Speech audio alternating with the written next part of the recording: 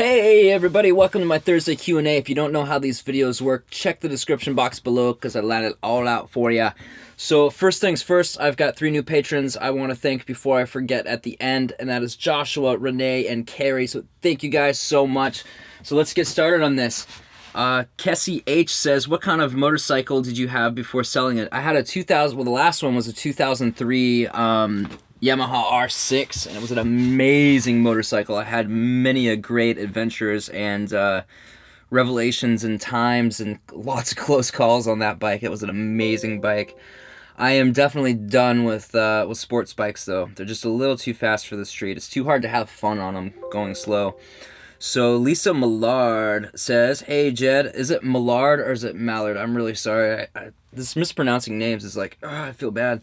So hey, I live near Salem, Massachusetts and would love to meet you when you come up. Would you consider having a group public meetup at the park or something so all your seekers can meet you and each other? I think that's an amazing idea and I will definitely do that. I think that is just cool as heck. Actually, the first mystery seeker I ever met was at Willows Park down there in Salem. And I'm waiting to do my final van tour until I get there, because that's where I did my first van tour, and I thought it would be cool to do my final van tour with this van in that exact same spot. So yeah, anyway, yeah, I think that's an amazing idea. I would love to do that. I would love to meet you, and you guys should definitely check out her channel, Solo Female Van Dweller. She's got a great channel, lots of good information, and she's a cool lady, so check her out. John Ferrar, sounds like Ferrari, Farrager, I'm sorry, I can't pronounce your name either, says, how do you get paid through YouTube? Does watching an entire ad pay you more? Yes. What can we do to help when watching you post? Short answer is check the frequently asked questions on my website, intothemystery13.com/FAQ. That goes through the whole list because I'm probably going to leave something out right now. But feedback is always amazing. A comment and a like or a dislike. And I don't know how much I can tell you about ads as far as like telling you what to do with mine, but I can tell you that the way that ads work on YouTube, at least with the intro ad, the skippable one, is if you watch the whole thing, then the person gets paid. If you skip it, they don't. That's all I can tell you about that. And sharing's huge too, definitely. And also watching from beginning to end, the length makes a difference, but not like a huge difference, but it does help. Let's see here. Frost Freedom. What do you have in case of emergencies? If you don't have it yet, what do you hope to get? Let's see here. I've got my knife. Got this guy. Wow. I've got a first aid kit and a trauma kit and the splint kit. That's good for medical stuff. Water purifier. I got a life straw. I got plenty of clothes to get me by. Let's see here. I can stay warm or cold if I need to. What else? You know what I really need to get is like a 2-week supply of food. Figure out what kind of food I need to have that will last me 2 weeks. If something happens, if the economy crashes, dollar collapses, who knows, man? I mean, we're in a huge bubble right now. It seems like the last few elections, right before the election, there was a big crash in the stock market. And the derivatives bubble that we're in now is way bigger than it was during the housing market crash. So who knows what'll happen there? Maybe it won't affect us at all. Maybe it totally will. Lots of other things could happen. You could be up some country road and blow out a tire or something. Don't see another car for 2 weeks. Don't have any cell phone service. You need to be able to feed yourself. And I don't know how to survive off the land yet. So I need to have a 2-week supply of food at all times. And I need to figure out how to do that. And I'm going to do that before I leave. Patrick Funk. So Salem, going to be mad cold. You have your Mr. Buddy heater. What about carbon monoxide buildup in the van since it's so enclosed? Unless you keep windows cracked, which would defeat the purpose of winter. Here's how I do the Mr. Buddy heater. I open my sliding door quite a bit, so there's like plenty of air coming in. And I crank the heater on. And I warm up my blankets. I kind of hold them up in front of it so my blankets are really, really warm. And then I turn the heater off once it gets like too hot to bear. And then I leave the door open with my fan on. And that lets fresh air in and it lets out some of the excess heat till it gets to the right temperature where I can take all my clothes off and get buck naked and hop in bed. And then once I'm in bed, I use blankets and put clothes on top of me and stuff to stay warm. Sometimes I wear long johns when I sleep, or and a sweatshirt and a hat and gloves and socks. That's what I did in the past. But this year I actually have a 0-degree sleeping bag, which I should have brought with me last time, but I didn't think I'd ever get that cold.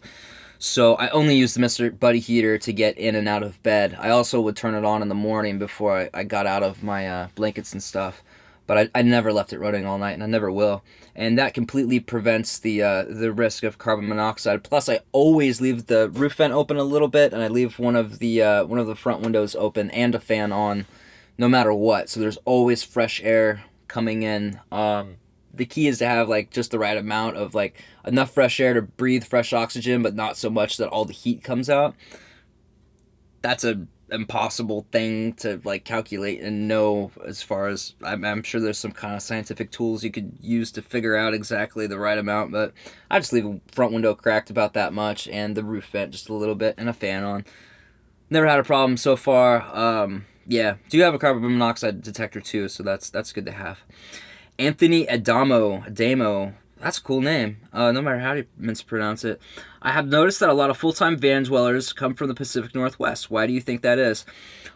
I think it's for two reasons. First of all, the culture in the Pacific Northwest is very counterculture-y, kind of like almost like new agey, hippie-ish kind of thing. Like we're very anti-establishment. We're very find your own path in life, go against the norm kind of thing. I think that's a huge part of it. I didn't really get that in New England or the South, and especially the Midwest. It was much more conservative in one way or another.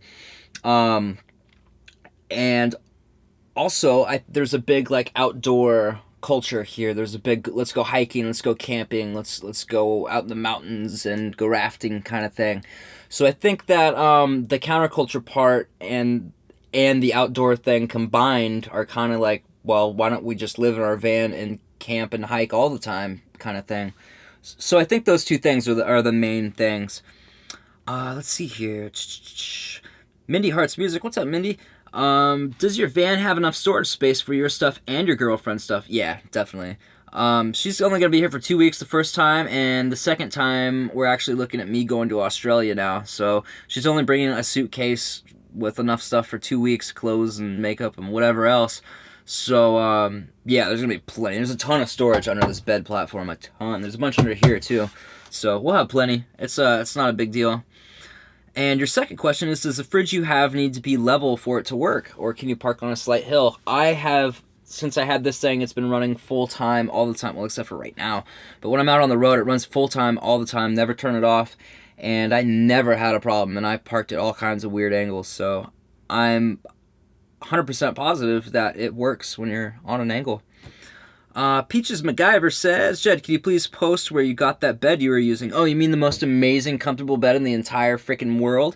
Yeah, I will post that. It will be in the comment section, or in the description, and also I put the link on your original comment from last week, in case I forget.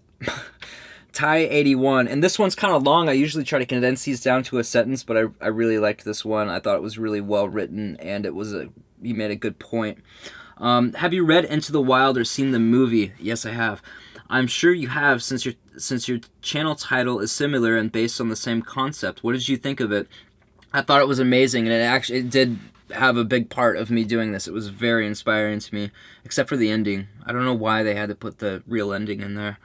I think a lot of people relate to you and people like Chris because we long for the wild and the mystery. We get caught up in the monotony of life and the repetition of days in and days out.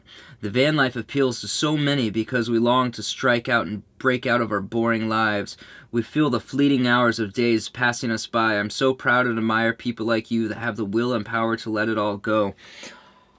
I would argue that it's not will and power. I would argue that it's the ability to see that our beliefs dictate our behavior and dictate the way we live. I don't know if it's a metaphysical thing or not. I'm not saying like it's all about like The Secret or whatever. I don't know if that's true or not. It seems like it might be, but it's a basic psychological phenomena. if you believe you are a person who acts a certain way and does a certain things, your body acts that way. So if you believe that you have to work a 9 to 5 and have an apartment and a lease on a car, all these things to be happy and to be accepted by people, then that's what you're going to do. I took the route of changing my mind and yeah, all of that. But yeah. Anyway, I'm kind of lost with that, to be honest with you. I'm really tired today. Alyssa J. McGrath says, I'm reading Bob Wells' book right now, and I'm at a place where he talks about insulation. Can you go over what happened with yours and how you got water trapped in mold? What did you do to fix it? Okay, so what happened is the back doors are on hinges that move back and forth to adjust how close the doors close. So what happened is they were all the way out, so the doors had a very slight gap. So water was coming in up here and falling down onto the carpet, and it got under the carpet, and under the carpet was really thick rubber, and under the rubber was denim insulation, and the denim insulation holds water very, very, very well, so it never got to evaporate. It was trapped under the rubber, and it pooled up, and there was just a massive pool of water. And in the front, I had holes on each side of my firewall, so both sides there was water just gushing in every time it rained. It went straight under that rubber carpet and got pooled up, and never got to really evaporate. So it grew some mold, and that's how I got that. And the way I fixed it is by adjusting those hinge things on the back doors and using silicone on the firewall to block the holes. So now I don't have water coming in, so I don't have any issues. If the front does leak and I notice that I start sneezing like I did before when I go in the front area, then I will know I need to pull up that carpet and check. So it's all good now. Let's see here. Linda Crowley, how do I get a shirt or stickers? You know, it's funny. I feel like I don't want to talk too much about the shirts or the stickers because I don't want to be like I'm trying to like sell you guys stuff all the time. I don't want to be that guy. But then I get these questions all the time, so it's like maybe I should. I don't know. As far as to answer your question, sorry, a little off track. intothemystery.com/shop. They're all there. I got a bunch of stuff on there. I got mugs and tank tops, men's and women's t-shirts. What else I got? Some really cool pillows. I got prints of that badass Key West picture I took. I got a lot of stuff on there. So yeah, check it out. intothemystery13.com/shop. Turbo Buick 33. Do you have a pic of your girlfriend? I got a ton of them, dude. I got probably like well over 100 videos too. Brandon Johnson, what kind of DSLR camera do you have? The one I'm using now is a Nikon D3300, and it is an amazing camera, except for the fact it doesn't have a flip-out screen, which I have found is extremely important for doing YouTube stuff. Otherwise, amazing camera. I love this little camera. It's fantastic. Bradley Kinsley, are you a Capricorn? No, I'm a Virgo. And Aries moon sign. Joe P, are you planning on doing more van tour vids? I love seeing you interview other travelers and seeing how they built their vans. Absolutely. I'm going to focus just as much on the human aspect as far as like their story, how they ended up living in the van, why they like it, how it's changed their lives, things like that, as I am focusing on the van itself. Previously, it had been like just the van and just a little tiny bit about the story, but I want to focus more on the human aspect. I find that a little more interesting and valuable to other people. Bulliard McKinley says, is it true that your girlfriend is blind in one eye and can't see out the other? Is that an ugly joke? You're cute. I like you. Van Tourist, are you planning to cook in the van or outside a lot during your trips? What's your food plan on your adventures? I plan to cook my own food as much as possible and cook bulk food so that I always have food available that I just have to eat up, or even better yet, food that I can cook that I can eat cold. And cooking outside as much as possible. If there's a lot of wind or it's raining, then that's not really an option. I just have to open the windows and crank up the fantastic fan, which is so badass. This thing pulls so much air. It's amazing. Yeah, I just don't like cooking inside because it splats oil and stuff all over the place. It just smells and it's hot and humid. Yeah. Ruckus 12,000 Ruckus. I was wondering if you have any stories of dangers you have faced living in the van. An example, crackheads trying to break in and mug and rob you, or cops trying to be jerks, etc. Yeah, I got a couple videos where some crazy stuff went down. One of them, I was telling stories from my original motorcycle trip. I had some crazy stories from that one. That was a good video. I was really on the ball on that one. It's called Crazy Stories from the Road, I believe. And the next one is van stuck in bear country. I got stuck in this national forest, and there was like nobody around, and there was bear poop everywhere, and I was like stuck in some quicksand. And I ended up staying there overnight, and it's pretty crazy how I ended up getting out. But let's see, what's the other one? Police problems gotta eat. That's another vlog where I had some police troubles. They weren't, well, I guess they were dickheads because they were pounding on my van for like 20 minutes. And but then after that, after I talked to them, they were totally cool. They were telling me all stuff about the area. I'm like, all right, dude, thanks, but it's like 3 o'clock in the morning. I want to go back to sleep now. Leave me alone.